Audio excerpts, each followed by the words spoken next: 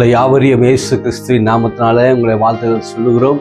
கர்த்தர் உங்களை யாவரையும் கர்த்தர் ஆசீர்வதிக்கிறவராக இருக்கிறார். இந்த வேளையில் இருக்கிற தேவனுடைய வார்த்தையை பேசும்படியாக உங்களோட மத்தியில் தியானிக்கும்படியாக அவருடைய மகத்துவங்களையும் உங்கள் மத்தியில் பேசும்படியாக கர்த்தர் கொடுத்த ஒரு பெரிய கிருபைக்காக நான் தேவனை நன்றி செலுத்துகிறேன். உண்மையாக தேவன் பேசுகிற ஒவ்வொரு வார்த்தைகளுக்கும் அது வல்லமை உண்டு. நேரத்தில் அவருடைய வார்த்தை நம்மளை தேற்றக்கூடியதாக இருக்கிறது. அவருடைய வார்த்தை நம்மளை எல்லாவற்றிலும் நடத்தக்கூடியதாக இருக்கிறது. இன்னைக்கு தேவனுடைய வார்த்தை உங்கள் மத்தியில் கொண்டு வந்து பேசும்படியாக கர்த்தர் கொடுத்த இந்த நல்ல தருணத்துக்காக தேவனை நன்றி செலுத்துகிறோம். அதே போல் இந்த வார்த்தைக்காக நம்ம கண்களை மூடி கொஞ்சம் நேரம் நம்ம ஜெபிக்கலாம். அந்த நேரத்தில் அன்பின் தேவனே நாங்கள் ஸ்தோத்திரிக்கிறோம் கர்த்தாவே. அருமையான இந்த வேலைக்காக நன்றி செலுத்துகிற கர்த்தாவே. அப்பா ஆண்டவரே, இந்த நேரத்தில் ஆண்டவரே, இந்த வேதத்தில் இருக்கிற ஆண்டவரே உங்களுடைய வார்த்தைகள் மகத்துவங்களையும் எங்களுக்கு நீங்கள் தெரியப்படுத்துங்கப்பா. ஆண்டவரே உங்களுடைய வசனம் ஆண்டவரே எங்களுக்கு தெரியப்படுத்தும்படியாக நாங்கள் ஜெபிக்கிறோம்யா. ஆண்டவரே உங்களுடைய வார்த்தை ஆண்டவரே எங்களை பலப்படுத்துகிறதா இருக்கு. உங்களுடைய வார்த்தை எங்களை தேற்றக்கூடியதாக இருக்கிறது. உங்களுடைய வார்த்தை ஆண்டவரே எங்களை எல்லாவற்றிலும் நடத்தக்கூடியதாக இருக்கிறது. கர்த்தருக்கு ஸ்தோத்திரம் பண்ணுகிறோம். தேவனை நாங்கள் மகிமைப்படுத்துகிறோம். இயேசுவின் நாமத்தை ஜெபிக்கிறோம் இந்த ஜீவனுள்ள நல்ல பிதாவே, ஆமென். கர்த்தருக்கு ஸ்தோத்திரம். இந்த வேலையில் இருக்கிறோம் அநேக இடங்களுக்குள்ள ஊழியங்களுக்குள்ளே போகும்போது அநேக ப்ரேயர் ரிக்வெஸ்ட்டு இன்னைக்கு பார்க்கும்போது அநேக பேர்கள் ஒரு கடும் பிரச்சனைனாலும் கடத்தில் இன்னைக்கு சிக்கிக்கொண்டு அநேக பேர்கள் இன்னைக்கு சொல்லக்கூடிய காரியமாக இதாக இருக்கிறது. இந்த மாதிரி கடன் பிரச்சனை விழுந்திருக்க எனக்காக ஜெபம் பண்ணிக்கலுங்க. உங்களால் அதுலேருந்து எழுந்து வர முடியல, அதுலேருந்து நாங்கள் மீண்டு வர முடியல. ஸ்கூலுக்காக நம்ம கடன் வாங்கிட்டோம், இப்படி இமெயில நம்ம அநேக கடன்கள் வாங்கியிருக்கோம். அந்த மாதிரி நம்ம அந்த கடத்துலேயே நம்ம போய் கொண்டிருக்கிறோம். நாங்கள் இதில் மீண்டு எப்படி நாங்கள் வர முடியல என்று அநேக பேர்கள் சொல்லக்கூடியதாக இருக்கிறது. இன்னைக்கு ஒத்துறல்ல, இன்னைக்கு அநேக பேர்கள் இந்த கடன் பிரச்சனையினால் அவர்கள் மாற்றியிருக்கிறார்கள். இன்னைக்கு உண்மையாக இந்த கடன் பிரச்சனையிலேருந்து ஒரு மனுஷன் அவன் எப்படி தான் மீண்டு வர வேண்டும். இன்னைக்கு நம்மளுக்கு இந்த கடன் பிரச்சனையிலேருந்து நம்ம வெளியே வரணும்னா நம்மளுக்கு ஒரே ஒரு வழிதான் இருக்குது. அவர் தேவன் இயேசு ராஜா தான் நம்மளை இதுலேருந்து வெளியே கொண்டு வர முடியும். இன்னைக்கு அநேக இடங்களில் பார்க்கும்போது இன்னைக்கு ஒரு வியாதியில் மறிக்கிறானோ இல்லையோ, இன்னைக்கு ஒரு இன்னைக்கு அதிகமாக மறித்து போகிறான் என்று பார்க்கும்போது கடன் தொல்லையில தான் இன்னைக்கு அநேக பேர்கள் மறித்து போகிறாங்க. ஒத்தரல்ல குடும்பமாக மறித்து போகிறார்கள், பிள்ளைகளோடு மறித்து போகிறாங்க. எப்படி பாருங்க, ஒரு கடன் வாங்கி அந்த கடனுக்குள்ள போகும்போது ஒரு குடும்பமே மறித்து போகிற ஒரு சூழ்நிலை வரக்கூடியதாக இருக்கிறது. அதே போல இன்னைக்கு விவசாயிகள் அநேக பேர்கள் இன்னைக்கு கடன் வாங்கி அந்த கடத்தை கட்ட முடியாம இன்னைக்கு மறித்து போகிறத நம்ம பார்க்குறோம். ஆனால் இதுக்கு ஒரே ஒரு வழி, இந்த கடன் எல்லாத்துலேருந்தும் நம்ம வெளியே வரணும் என்றால் அவர் ஏசப்பாவை நம்ம தேடும் போது, அவரிடத்துல நம்ம அறிக்கை பண்ணும் போது, அவரிடத்துல நம்ம செபிக்கும் போது கர்த்தர் நம்மளை உண்மையாக இதிலிருந்து வெளியே கொண்டு வருகிறவராக இருக்கிறார். அநேக பேர் கடன் தொல்லினாலும் கடத்து கஷ்டத்தினாலும் இன்னைக்கு சிக்கி கொண்டிருக்கிற ஒவ்வொரு குடும்பத்தையும் நம்ம பார்க்குறோமா இருக்கிறோம். இன்னைக்கு ஒரு சின்ன ஒரு கடன் தான் வாங்குறோம், அந்த கடன் நம்மளால் தீர்க்க முடியாம இன்னொரு கடன் வாங்குறோம், அந்த கடன் தீர்க்க முடியாம இன்னொரு கடன் வாங்குறோம். இந்த மாதிரி ஒரு கடனுக்குள்ள மனுஷன் இன்னைக்கு என்ன பண்ணுகிறான், போகக்கூடியவனாக இருக்கிறான். ஆனா இன்னைக்கு இந்த ஒரு கடன் பிரச்சனையிலேருந்து ஒரு மனுஷன் சிக்கிக்கொண்டா அதுலேருந்து மீண்டு வருவதற்கு மிகவும் கஷ்டமானதாக இருக்கிறது. இன்னொன்று பார்க்கும்போது இந்த கடன் பிரச்சனைகள் வரும்போது அழுத்தங்கள் பிரஷர்கள் அதிகமாக குறிதாக இருக்கிறது. அவர்கள் போன் செய்து விட்டால், அவர்கள் ஏதாச்சும் நம்மளுக்கு செய்து விட்டால் அப்படியான்ற ஒரு கவலை நமக்குள்ள இன்னைக்கு வாற்றக்கூடியதாக இருக்கிறது. இதுக்கு நம்ம கவலைப்படுறது தேவையில்லை. இன்னைக்கு ஒரு தீர்மானத்தை தேவனிடத்தில் எடுத்துக்கொள்ளுங்க. ஆண்டவரே, நான் இவ்வளோ கடன் வாங்கியிருக்கேன், இந்த கடன் ஆண்டவரே உங்களோட சமூகத்தில் யார் கடன் வாங்கினீங்களோ அதை வைத்து ஆண்டோட சமூகத்தில் குடும்பமாக உட்கார்ந்து ஜெபம் பண்ணுங்க. ஆண்டவரே, இதுலேருந்து எங்களை மீண்டு வெளியே கொண்டு வாங்கன்னு சொல்லி நீங்க ஜெபித்து பாருங்க. உண்மையாக தேவன் உங்களை வெளியே கொண்டு வருகிறவராக இருக்கிறார். இன்னொன்று சொல்ல நான் விரும்புகிறேன், இந்த கடும் பிரச்சனையில விழும்போது எந்த அண்ணன் தம்பி ஆகட்டும், கூட பிறந்தவர்களாகட்டும், யாரும் நம்மளுக்கு உதவி செய்ய மாட்டாங்க. ஆனால் தேவன் ஒருவர் தான் நம்மளுக்கு எல்லாவற்றிலும் அவர் உதவி செய்கிறவராக இருக்கிறார். நம்ம தேவனே நோக்கி பார்க்கிறவர்களாக இருக்க வேண்டும். தேவனே நம்ம நாடி போகிறவர்களாக இருக்கும் போது தேவன் நம்மளுக்கு செய்கிறவராக இருக்கிறார். ஒரு ஆபத்தில் விழும்போது ஒரு மனுஷனை கூப்பிட்டா அவன் தூக்கி விட்டு நம்மளை விடுவான். ஆனால் ஒரு கடத்தில் விழும்போது நம்மளை தூக்கக்கூடியவங்க யாருமே கிடையாது. ஆனால் அதுக்கு ஒரே ஒரு வழி என்னன்னா, தேவனாக இருக்கிறார். இனிமேல் ஆண்டவரே இந்த கடத்தில் நான் போக மாட்டேன், இந்த கடன் வாங்க மாட்டேன் என்ற ஒரு தீர்மானத்தை நம்ம என்னைக்கு எடுக்கிறோமோ அன்னைக்கு தேவனோட தயவு நமக்குள்ளே இறங்கி வருகிறதா இருக்கிறது. சில காரியங்களை நம்ம கடன் பற்று அநேக விஷயங்கள்ல நம்ம போகும்போது தேவன் மேல குறை சொல்லுகிறோம், தேவன் நம்மளை கைவிட்டார், தேவன் நம்மளை எதுவும் கண்டுக்கல, இப்படின்ற ஒரு கொழும்பல் நமக்குள்ள வரக்கூடியதா இருக்கிறது. அநேக கிரெடிட்ல மூலியமாக அநேக பேர் விழுந்திருக்காங்க. இன்னைக்கு ஃபைனான்ஸ், ஏகப்பட்ட ஃபைனான்ஸ் கொடுக்கும்படியாக, ஒரு மனுஷனை உழுவிக்கும்படியாக இன்னைக்கு சத்துருவானவன் அநேக பேர் மேல, அநேக குடும்பங்கள் மேல அவன் திட்டத்தை வைத்தவனா இருக்கிறான். அந்த திட்டத்தெல்லாம் நம்ம உடைக்கணும் என்றால் நம்ம அப்பாவோட சன்னிதானத்தில் போய், அப்பா ஆண்டவரே உம்மிடத்துல நான் கேட்கிறேன், எனக்கு உதவி செய்யுங்கன்னு சொல்லும் போது அவர் நம்மளுக்கு உதவி செய்கிறவராக இருக்கிறார். இதான் தேவனுடைய வசனம் நம்மளுக்கு சொல்லுகிறது, ஆபத்து நாட்கள் என்னை நோக்கி கூப்பிடு, நான் உன்னை விடுவிப்பேன் என்று கர்த்தர் சொல்லுகிறார். இன்னொன்று சொல்றார் ஆண்டவர், நான் உன்னை கைவிடுவது, நான் உன்னை விட்டு விலகுவதும் இல்லை, நான் உன்னை கைவிடுவதும் இல்லை என்று கர்த்தர் சொல்லுகிறார். அவர் ஒருபோதும் நம்மளை கைவிடுகிற தேவன் அல்ல, அவர் நம்மளை ஒரு நாளும் கைவிடுகிற தேவன் அல்ல. அதே போல இன்னைக்கு நம்முடைய வாழ்க்கையில கூட இந்த பண ஆசை நமக்குள்ள வராதபடிக்கு, அது தேவனிடத்தில் நம்ம விட்டு, அதே அந்த பணாசை நம்மளுக்குள்ள வராதபடிக்கு தேவனிடத்தில் நம்ம விட்டு கொடுக்கும் போது இன்னைக்கு தேவன் நம்மளுக்கு எல்லா காரியங்களையும் தேவன் செய்கிறார். அதை குறித்து தான் உங்களோட மத்தியில் நான் பேச விரும்புகிறேன். இன்னைக்கு அநேக ஊழியர் மூலியமா நீங்க வார்த்தைகளை கேட்டிருப்பீங்க, இந்த வசனத்தை தியானித்திருப்பீங்க, அநேக ஊழியக்காரர்கள் மூலியமா கேட்டிருப்பீங்க.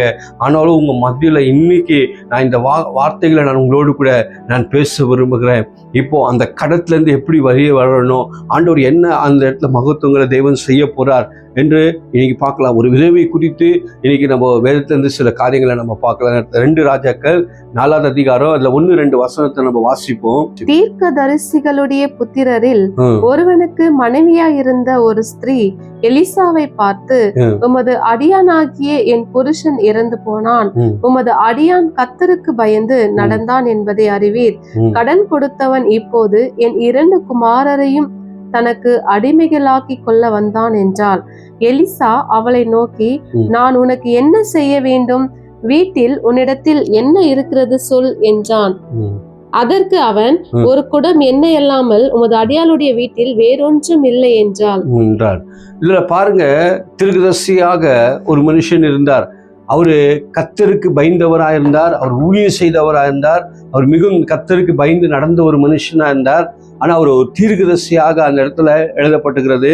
அந்த தீர்க்கதரிசி என்ன பண்ணுகிறார் என்றால், ஒரு கடன் படுகிறார். கடன், அவர் எவ்வளோ லட்ச ரூபாய் கடன் பட்டாரு, எவ்வளோ கடன் வாங்கினாரு, யாருக்கிட்ட கடன் வாங்கினாருன்னு அந்த இடத்துல சொல்லப்படல. ஆனா அவர் கடன் வாங்கினார் என்று சொல்லப்பட்டுகிறது.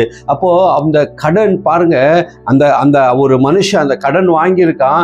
அந்த அந்த அந்த ஜனங்களுக்கு ஒரு இறக்கம் கூட கிடையாது. அந்த இடத்துல 2 குமாரத்துகளை எனக்கு அனுப்பி விடுங்க என்று அந்த இடத்துல கேட்கக்கூடியவர்களா இருக்கிறாங்க. அப்போ பாருங்க, அந்த கடன்ன்றது ஒரு பெரிய கொடிய சத்துருடைய ஒரு கிரியவா இருக்கிறது, சத்துருடைய ஒரு காரியமா இருக்கிறது. இந்த நேரத்துல ஒரு தனிமையில நின்று கொண்டிருக்கிறாங்க. அந்த இடத்துல அவருடைய கணவரை எழுந்து போன ஒரு சூழ்நிலை.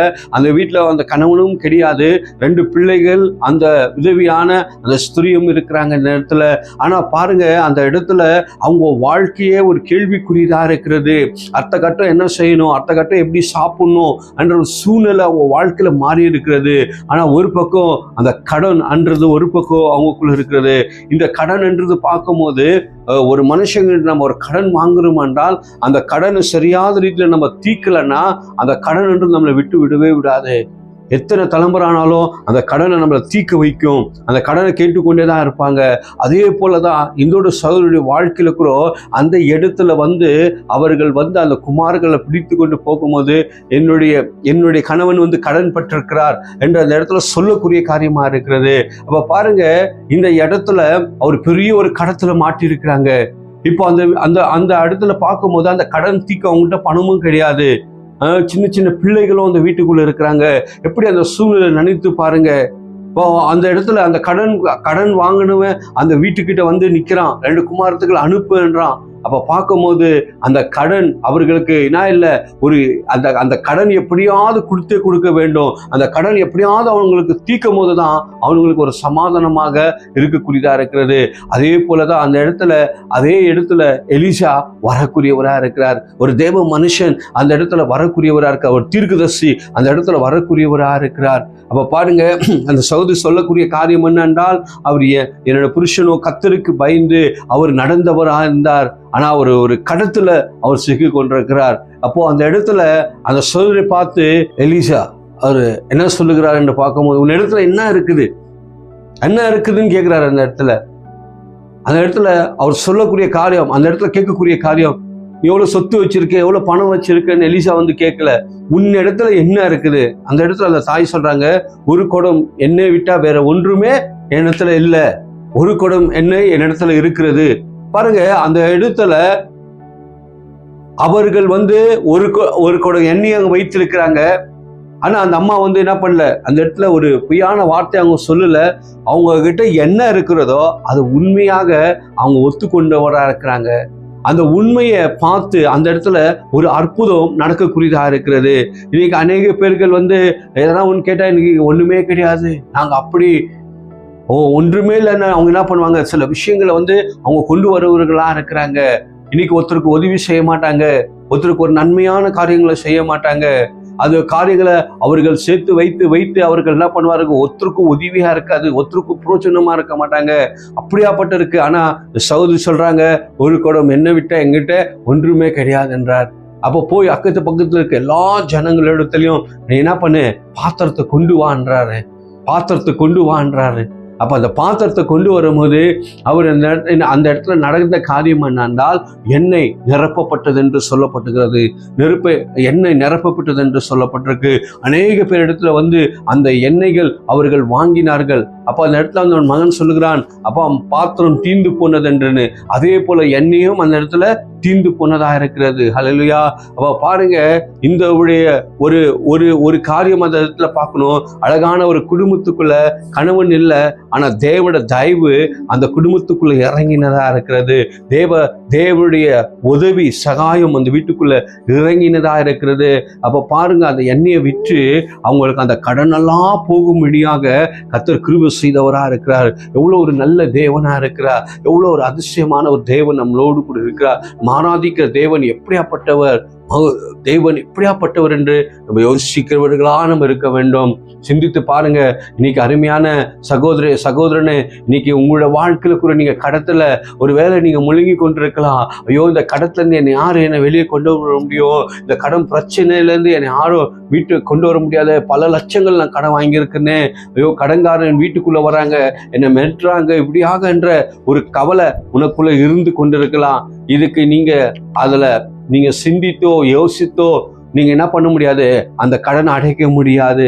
அதுக்கு ஒரே ஒரு வழி என்னன்னா, உனக்கு தேவ சன்னிதானத்துல நீ போகும்போது, அப்பாவோடு கூட நீங்க நிற்கும் போது, அப்பா உங்களுக்கு கண்டிப்பாக உங்களுக்கு தேவன் உதவி செய்கிறவரா இருக்கிறார். அவருடைய உதவியின் கரம் இன்னைக்கு நமக்குள்ள இறங்கி வருகிறதா இருக்கிறது.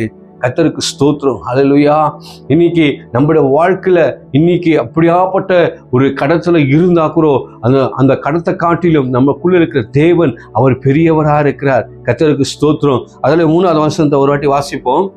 அப்பொழுது அவன் நீ போய் உன்னுடைய அயல் வீட்டுக்காரர் எல்லாரிடத்திலும் அநேக வெறும் பாத்திரங்களை கேட்டு வாங்கி, அநேக வெறும் பாத்திரங்களை நீ கொண்டு வான்றாரு. உள்ளே போய் உன் பிள்ளைகளுடன் உள்ளே நின்று, உன் பிள்ளைகளோடு கூட உள்ளே நின்று கதவை பூட்டி அந்த பாத்திரங்கள் எல்லாவற்றிலும் வார்த்து நிறைந்ததை ஒரு பக்கத்தில் வை என்றாரு. அவள் அவனிடத்திலிருந்து போய் தன் பிள்ளைகளுடன் கதவை பூட்டி கொண்டு இவர்கள் பாத்திரங்களை அவளிடத்தில் கொடுக்க அவள் அவைகளில் வார்த்தாள். அந்த பாத்திரங்கள் நிறைந்த பின் அவள் தன் மகன் ஒருவனை நோக்கி, இன்னும் ஒரு பாத்திரம் கொண்டு வா என்றாள். அதற்கு அவன், வேறே பாத்திரம் இல்லை என்றான். அப்பொழுது எண்ணெய் நின்று போயிற்று. ஆமென். ஹல்லேலூயா. எப்படியாப்பட்ட ஒரு அற்புதத்தை தேவன் செய்கிறார் பாருங்க. எப்படியாப்பட்ட ஒரு அற்புதத்தை அந்த இடத்துல செய்யக்கூடியவராக இருக்கிறார். அந்த இடத்துல தேவன் அவங்கள்ட்ட கடத்தை தீக்கிறதுக்கு ஒரு நிமிஷம் பணத்தை கொடுத்து எப்படியாவது அந்த கடத்தை பண்ணியிருக்கலாம். ஆனா அந்த இடத்துல தேவன் ஒரு பெரிய அற்புதத்தை செய்யக்கூடியவராக இருக்கிறார். அந்த இடத்துல எம்டியான பாத்திரம், வறண்டு அந்த இடத்துல காலியான பாத்திரம் என்று சொல்லப்பட்டுகிறது. காலியான பாத்திரத்துக்குள்ள என்ன வருகிறது என்றால் எப்படியாப்பட்ட ஒரு தேவன் நம்மளோடு கூட இருக்கிறார். ஹல்லேலூயா. அதுதான் தேவன் செய்கிற காரியங்கள் மகத்துவமான காரியமா இருக்கிறது, அற்புதமான காரியமா இருக்கிறது, அதிசயமான காரியமா இருக்கிறது. இந்த இடத்துல பார்க்கும்போது அவர்கள் எத்தனை பாத்திரங்கள் கொண்டு வந்தார்களோ, எத்தனை பாத்திரங்கள் ஒரு சைட்ல வைத்தார்களோ, அந்த பாத்திரம் முழுவதும் எண்ணெய்கள் நிரம்பினது என்று சொல்லப்பட்டுகிறது. ஹல்லேலூயா. அப்போ பாருங்க, தேவன் அப்பயே அந்த நாட்களிலேயே அப்படியாப்பட்ட ஒரு அற்புதத்தை தேவன் செய்தவராக இருக்கிறார். ஹல்லேலூயா. அற்புதம் செய்தவராக இருக்கிறார். அந்த இடத்துல அவர்களுக்கு அந்த இடத்துல இந்த காரியங்களை பார்த்து எத்தனை பேர்கள் ஆண்டவரே அந்த தேவனுடைய காரியங்களை அவர்கள் பார்த்திருப்பார்கள், அந்த இடத்துல கேட்டிருப்பார்கள். அப்படியாப்பட்ட ஒரு மகத்துவமான காரியங்களை தேவன் அந்த இடத்துல தேவன் செய்தவராக இருக்கிறார். ஹல்லேலூயா. தேவன் செய்தவராக இருக்கிறார். அந்த வீடை வர்த்திக்க பண்ணவில்லை, எல்லாவற்றிலும் ஒரு நாள் ஆசீர்வாதம் இல்லை, வாழ்நாளெல்லாம் அந்த வீட்டுக்கு கர்த்தர் ஆசீர்வாதத்தை கர்த்தர் கட்டளையிட்டவராக இருக்கிறார். ஒரு பக்கம் அவருடைய கடன் தீர்க்கப்பட்டது, ஒரு பக்கம் அந்த குடும்பத்துக்குள்ள ஒரு சந்தோஷம் காணப்பட்டது, ஒரு பக்கம் அந்த குடும்பத்துக்குள்ள வத்தாத ஆசீர்வாதத்தை கர்த்தர் அந்த ஒரு கொடுத்தவராக இருக்கிறார். அதுதான் நம்முடைய வாழ்க்கையில கூட தேவன் செய்வார். மகனே கவலைப்படாத, வேதனைப்படாத, உன்னோடு கூட தேவன் இருக்கிறார். உன்னை தேற்றக்கூடிய ஒருவர் இருக்கிறார், உன்னை கண்ணீரை தொடக்கக்கூடிய ஒருவர் இருக்கிறார், உன்னை எல்லா நன்மையான வழிகளை நடத்தக்கூடிய ஒரு இருக்கிறார். ஐயோ, என்னை யாரும் என்னை புரிந்து கொள்ளையே, என் குடும்பம் புரிந்து கொள்ளே, என்ன நீ ஒருவேளை கலத்தோடு இருக்கலாம். உனக்கு இன்னும் அந்த கடத்துல போய் இன்னும் முழுங்கி இன்னும் வெளியே வராம இருக்கலாம். ஆண்டவருக்கு எம்மாற்றம், உன்னுடைய கடனை மாற்ற எம்மாற்றம், உன் வேதனையை மாற்ற எம்மாற்றம் அவர் சொன்னா அப்படியே ஆகக்கூடியதா இருக்கிறது. ஹல்லேலூயா. அப்போ அதே போல இன்னும் ஒன்று ஆண்டவர் வேதத்துல நம்மளுக்கு 2 காரியம் சொல்லுகிறார். ஒன்று, நம்ம என்ன பண்றோம், கடன் பிரச்சனையில மாற்றிக்கொண்டு இன்னைக்கு மரித்து போகிறோம். அதே போல இன்னைக்கு என்னன்னா, இந்த பண ஆசைகள் நமக்குள்ள வரக்கூடாது என்று சொல்லப்பட்டுகிறது. இன்னைக்கு கர்த்தரையே நோக்கி நம்ம பார்க்கும்போது அவர் நம்மளுக்கு என்ன பண்ணுகிறாரு, உதவி செய்கிறவரா இருக்கிறார். இன்றைக்கு பார்க்கும்போது இந்த கடத்தில் விழுந்தவர்கள் ஒரு பக்கம், பண ஆசையில் விழுந்தவர்கள் ஒரு பக்கமா இருக்கிறார்கள். எடுத்து வாசிங்க, எபிரேயர்ல ஒரு வசனத்தை எடுத்து வாசிப்போம். 13வது அதிகாரம் 5வது வசனத்தை வாசிப்போம். நீங்கள் பண ஆசை இல்லாதவர்களாய் நடந்து, பண ஆசை இல்லாதவர்களாய் நடந்து, உங்களுக்கு இருக்கிறவைகள் போதும் என்றும் எண்ணுங்கள். உங்களுக்கு இருக்கிறது போதும் என்று எண்ணுங்க. நான் உன்னை விட்டு விலகுவதும் இல்லை, நான் உன்னை விட்டு விலகுவதும் இல்லை, உன்னை கைவிடுவதும் இல்லை, நான் உன்னை கைவிடுவதும் இல்லை என்று அவர் சொல்லி இருக்கிறாரே. அவர் சொல்லி இருக்கிறார். யார் சொல்லி இருக்கிறாரு? இயேசப்பா நம்மளுக்கு சொல்லி இருக்கிறார். நான் உன்னை விட்டு விலகுவதும் இல்லை, நான் உன்னை கை விடுவதும் இல்லை என்று கர்த்தருடைய வசனம் சொல்லுகிறது. இன்னொன்னு, அந்த மேல வசனத்தை அவர் கட்டாயமா சொல்றாரு, பண ஆசை இல்லாதவர்களா இருங்க என்றாரு. உங்களுக்கு இருக்கிறது போதும் என்று எண்ணுங்க என்றார். ஹல்லேலூயா. நம்ம வாழ்க்கையில எப்படி நம்ம இந்த கடத்துல போய் நம்ம மாற்றுகிறோம் என்றால், இந்த கடன் சூழ்நிலையில போய் நம்ம மாற்றுகிறோம் என்றால், இன்னைக்கு நம்ம ஒரு லோன் எடுக்கிறோம், பெரிய ஒரு அமௌண்ட்டா நம்ம லோன் எடுக்கிறோம்.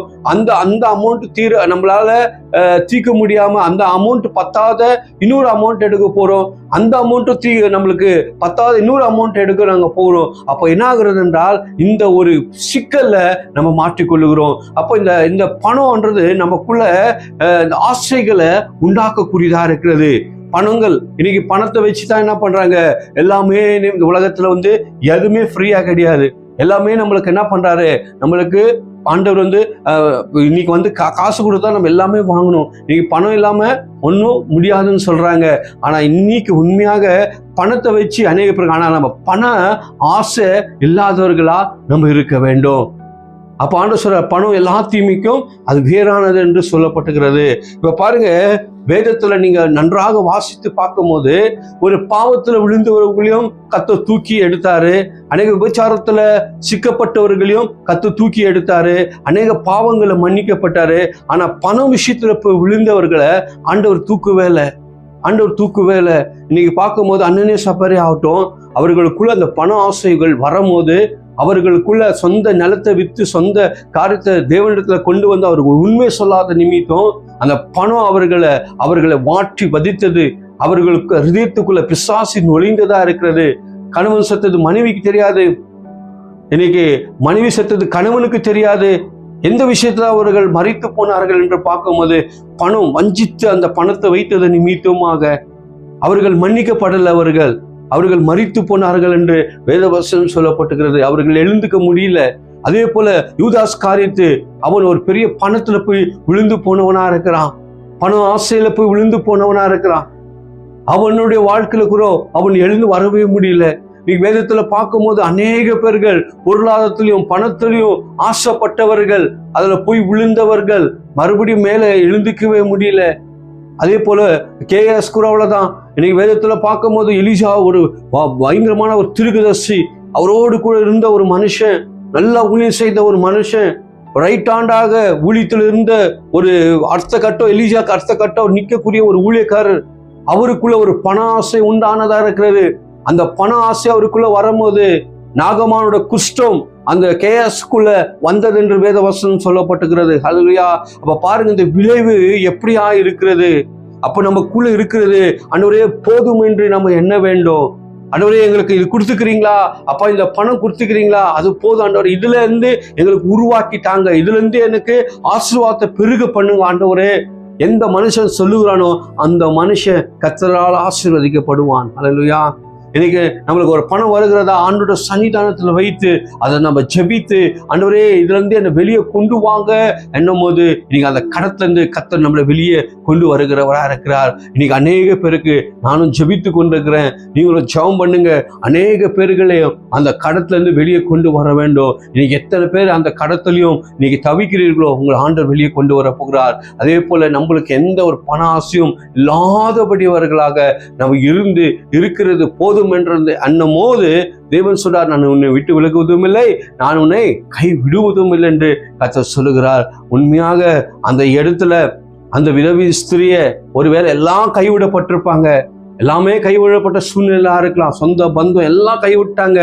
இன்னைக்கு அடுத்த கட்டம் அவங்க வீட்டு வாசல்ல நிக்கிறாங்க, 2 குமாரர்கள் அனுப்புன்னு. தேவன் கைவிடல. எலிசாவை அனுப்பினார், அற்புதங்களை கர்த்தர் செய்தார். இன்னைக்கு உங்களுக்கோ ஒரு தேவ மனிதன் யார் மூலியமாவது ஒரு அற்புதத்தை உங்களுக்குள்ள செய்கிறவரா இருக்கா? இந்த 2 காரியம், ஒன்று கடத்துல நம்ம போய் சிக்கக்கூடாது, 2வது பண ஆசை இல்லாதவர்களா நம்ம வாழ்க்கையில் இருக்கும் போது இன்னைக்கு உண்மையாக கர்த்தர் ஆசீர்வதிக்கிறவரா இருக்கிறார். கடத்தின் மேல கடத்துக்கு போகாதீங்க, கடன் மேல கடன் வாங்கி கவலைப்படாதீங்க. இன்னைக்கு அந்த கடன் இருந்தாலும் அதுக்கு ஒரு புல் ஸ்டாப் வைத்து ஆண்டவரிடத்துல ஜெபம் பண்ணுங்க. ஆண்டவர் உங்களை எல்லாவற்றையும் மன்னித்து உங்களுடைய கடன்களெல்லாம் நீக்கி போட கர்த்தர் வல்லமையான தேவனா இருக்கிறார். கர்த்தர் தாமே உங்களை யாவரையும் கர்த்தர் ஆசீர்வதிக்கிறவரா இருக்கார். கண்களை மூடி நம்ம ஜெபிக்கலாம். அந்த நேரத்துல அன்பின் தேவனே, நாங்கள் ஸ்தோத்திரிக்கிறோம். அருமையான இந்த வேலையிலக்காக நன்றி செலுத்துகிறோம் ஆண்டவரே. அநேக பேர் கடன் பாரத்தில், வேதனையில், ஆண்டவரே பிரச்சனையில மாட்டிக்கொண்டிருக்கிறாங்க ஆண்டவரே. அவரை விடுவிக்க நீங்க தான் முடியும் ஆண்டவரே. அப்பா, இந்த நேரத்தில் நீ கேட்ட வார்த்தையின்படியாக தேவனே எல்லா ஜனங்களையும் கர்த்தர் விடுவீங்க ஆண்டவரே. கடன் காரியங்களிலிருந்து வெளியே வர உதவி செய்யுங்க டாடி. எல்லா இயேசுவின் நாமத்தினால நாங்கள் ஒப்பு கொடுத்து நாங்கள் ஜெபிக்கிறோம் ஜீவனுள்ள நல்ல பிதாவே.